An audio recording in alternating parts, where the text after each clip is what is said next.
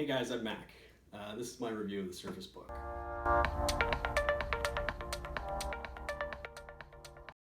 So I've had this guy for about 6 months. This is the one that comes with the 965M processor from NVIDIA.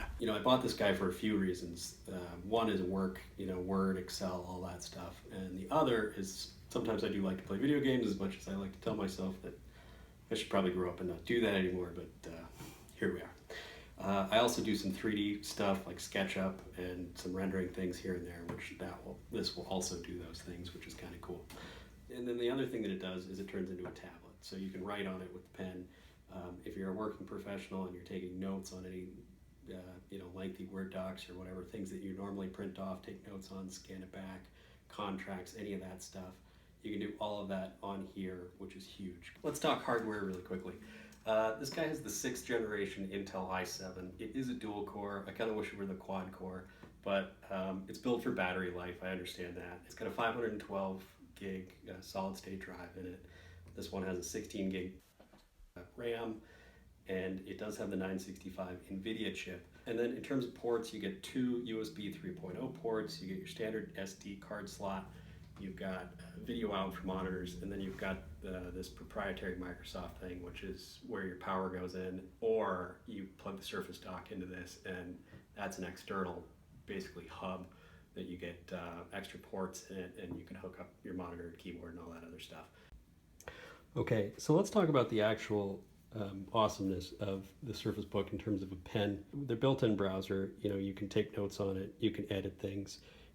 You could take this snapshot and email this off, or say that you're reviewing a Word document that somebody sent you and they want your comments on it. With the Surface Book, you can come in here as you're reading this. You can make your notes in the margin and say, no thanks, or fix this sentence or do this, and then all you have to do is send this back to somebody in digital format. So you don't have to print off 100 pages anymore. You can just do it. So if you're anybody that deals with big contracts, that is huge. In addition, you always have your notes. So 2 years from now, if you're in a meeting and you're like, well, I don't remember what I thought about that, you can pull it up on your computer. There's your handwritten notes. PDFs, if you've got construction documents or engineering documents or anything that you want to come in and review, it's really easy to do. You could come in here and say, what is this? And you can save that and send it back to the person. Again, huge. And this is, full-size construction blueprints. So these things are not 8.5 by 11. Back in the old days, you'd have to take this into Kinko's and have this printed off in the big sheets. OneNote is Microsoft's version of a note-taking app, which comes with Windows 10.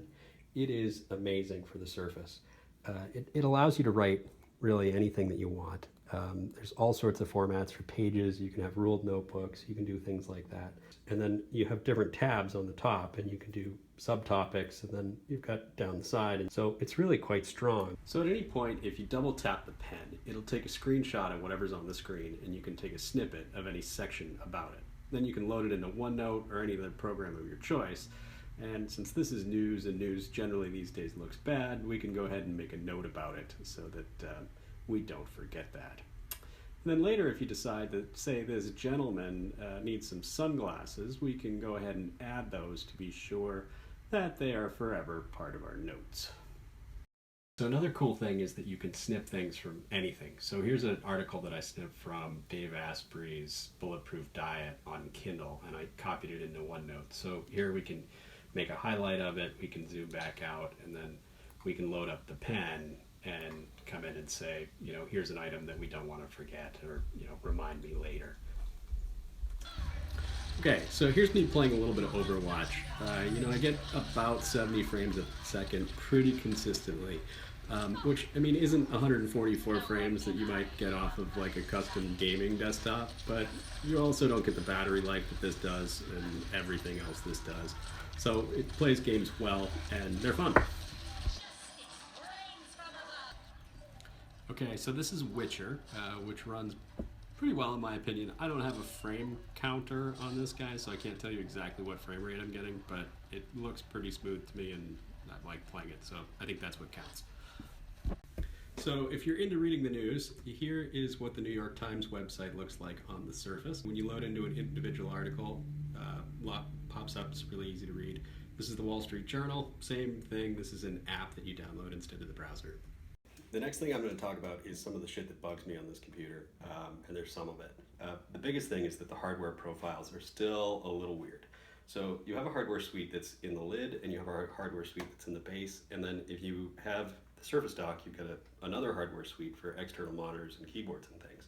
And where you're switching between them, whether you're going from clipboard mode, or you're plugging this back in and making it a laptop, or you're plugging the Surface Dock in and having your external monitor and stuff, the resolutions get weird. You know, what ends up happening is I have to restart frequently, which is not the end of the world, but it is sort of a pain in the butt. This thing does reboot pretty quickly, so it's fine, but I'd love it if Microsoft could fix that. And the nice thing about that is that it is software, so they can always fix it in future updates. The other thing that does bother me, this is not a bug, I'm sure it's intentional, but you can't charge the lid off the base.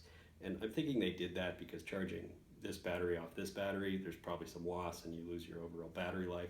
So I get why they did it, but it would be nice to have that as a feature that you could turn on and off, because you can't remove the lid if it's out of battery, even if your base is 100%.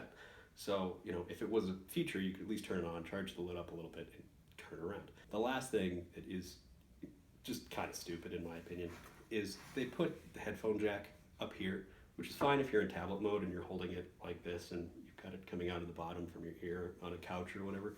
But if you're sitting in a coffee shop and you're using the earphones that come with an iPhone and it's running out and into the jack, it's actually dangling across because there's not enough wire.